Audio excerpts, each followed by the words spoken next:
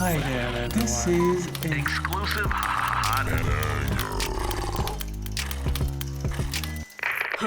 Hi, kid. Like and subscribe. Hey, kid, do you know what I love about reading true stories about real people? What? How they show us over and over again how talent and greatness find a way. Ooh, I like that. Greatness finds a way.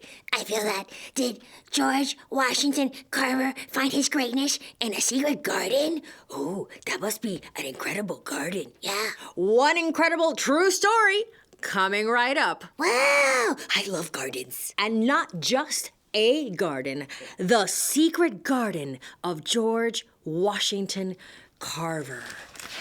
I cannot wait to go in because I love a beautiful garden and I love a beautiful story. And already we're being met with the great outdoors. It's very green. But we're not in a garden right now at all. We're in Washington, D.C., 1921. George Washington Carver addresses the U.S. Congress. I believe that this is what we consider a flash forward in our story.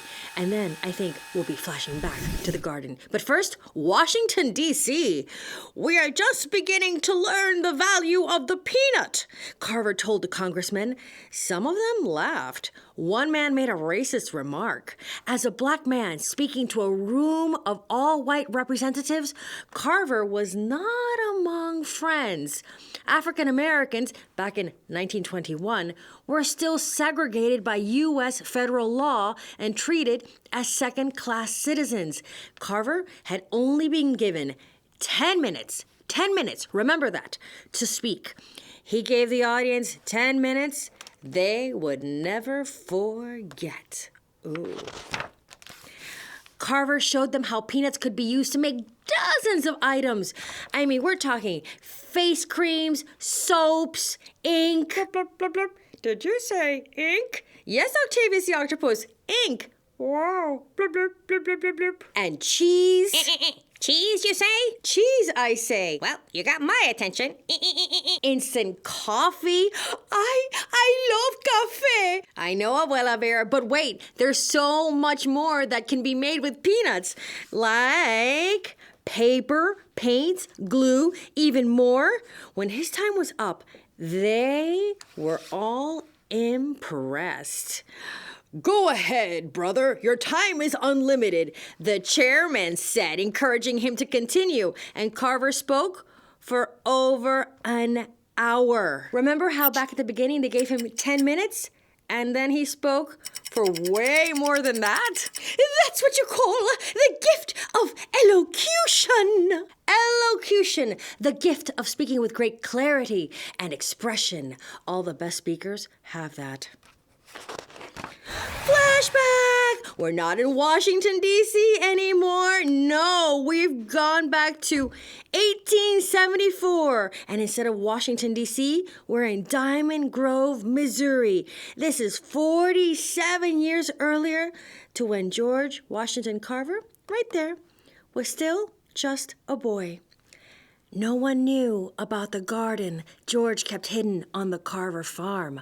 No one saw how the child cared for his flowers and how much he loved them.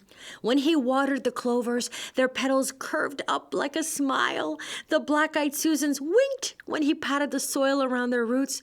He sang to the dandelions, and they waved to him with their long leaves. Oh, this is the secret garden. It sure is, Doug the dinosaur. It's so pretty. It is beautiful. Look at the sunlight coming in through the leaves. You could practically smell how green and how lush it is in here. Now, people used to tell him that growing flowers was a foolish waste of time. Why don't you grow something you can eat? Neighbors said. You can't make any money selling flowers, said his brother James. They're only good for attracting bees. Don't let flowers take you away from your chores, warned Moses and Susan Carver. They just don't know what he somehow, as a kid, already knows about the importance of flowers. You'll see. George was born in 1864. Like his mother and his brother, he was enslaved on the Carver farm. He was born a slave. And while still a baby, George and his mother were kidnapped. Oh no! Days later, he was found close to death and brought back to the Carvers. Oh, thank goodness. But his mother was never seen again. Oh, no! This is terrible. Well, this is just him as a baby. But don't worry, Doug. Why? His story is only just beginning. Okay.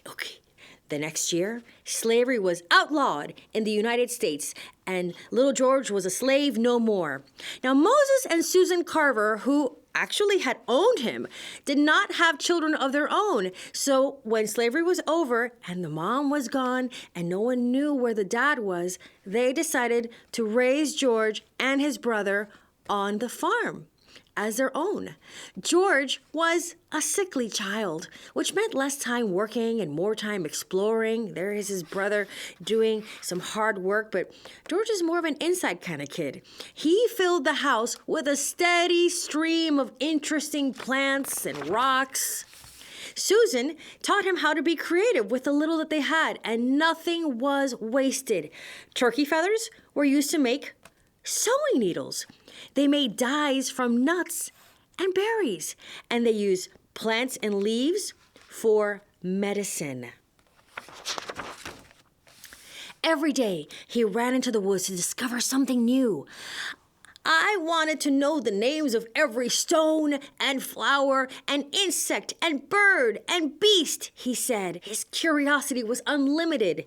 Education was limited, though. At home, George only had one book. Can you imagine? Just one KidTime StoryTime, which he read dozens of times. I know this book by heart, he told Susan. I wish I could go to school with the white children.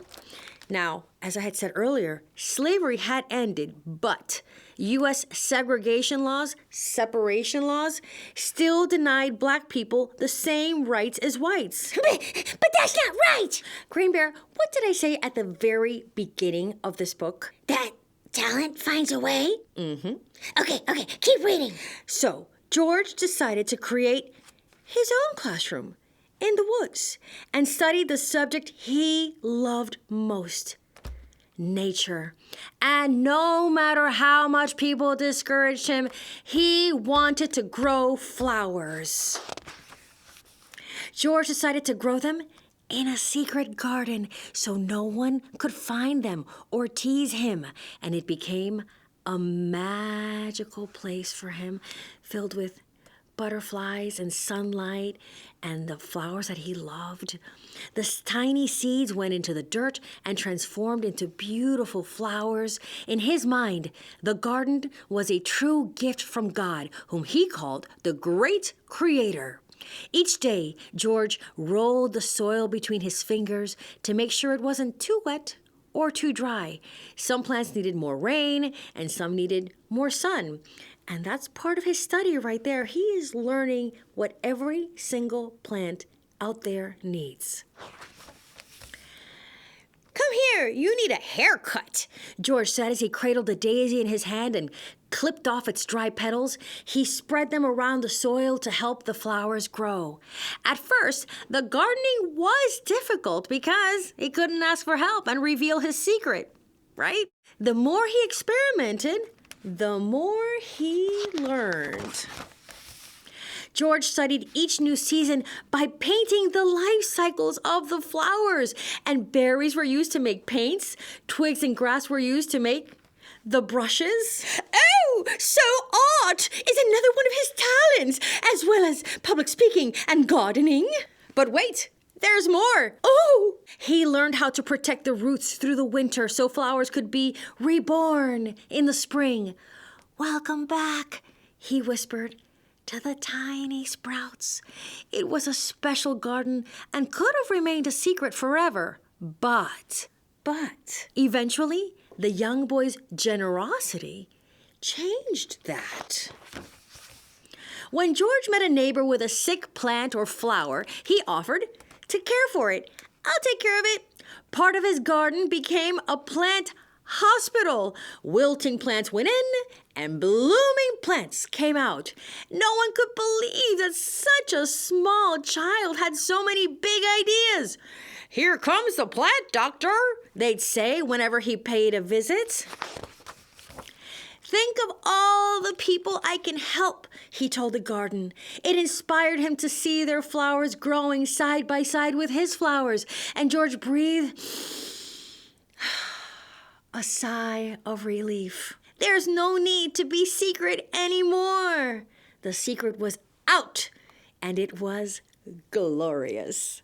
George knew that there was much to see and learn away from the farm.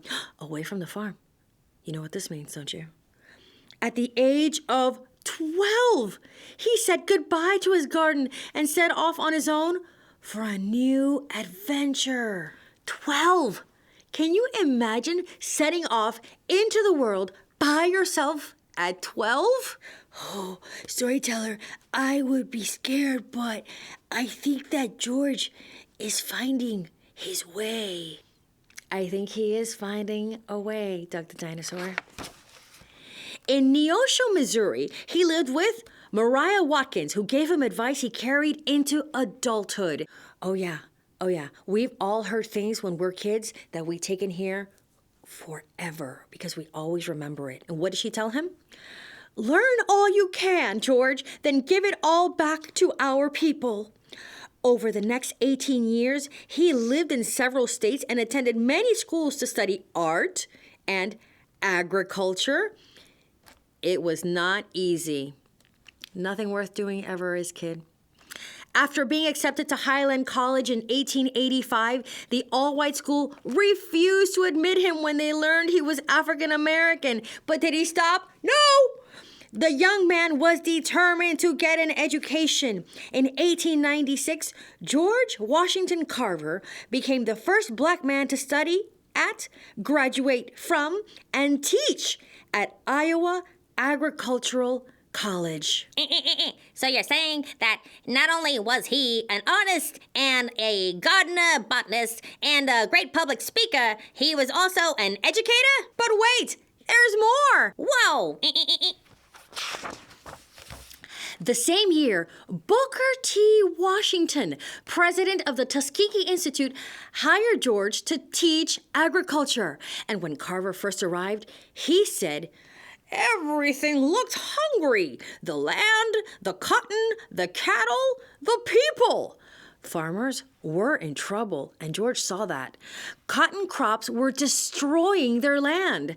With little money and second-rate equipment, Carver built Tuskegee's first farming laboratory. Okay, wait a minute. So his talent is artist, gardener, Also known as botanist. public speaker, teacher, and now scientist? But wait, there's more! Wow. He experimented with new crops to replace cotton, like sweet potatoes and soybeans, but the peanut was his champion.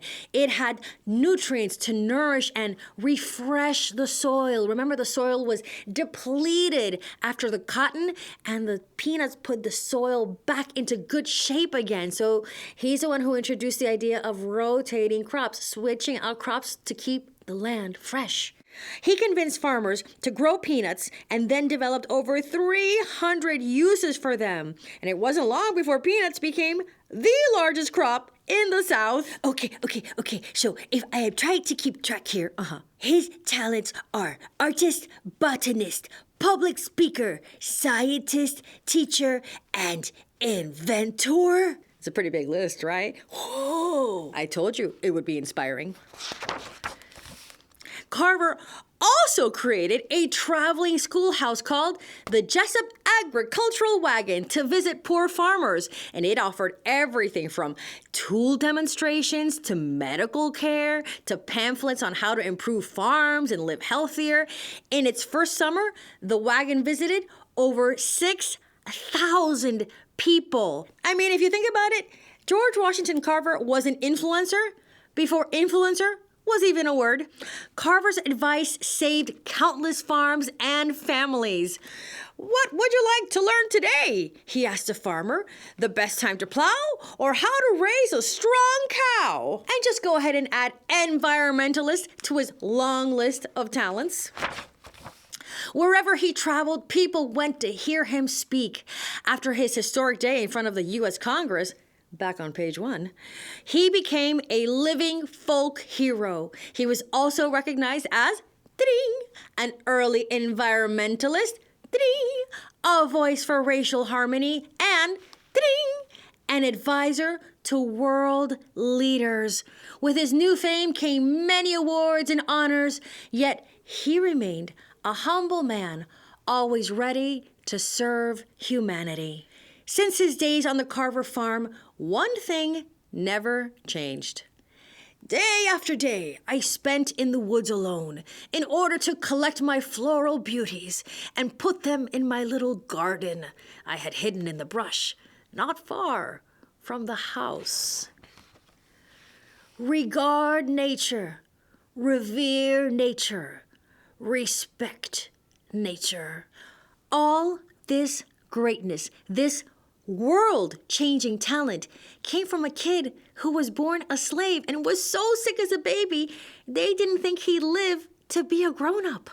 And he did all that with people who didn't even want to let him go to school. Yeah, and so many people were mean, but you know what? What, Doug the Dinosaur? He never gave up.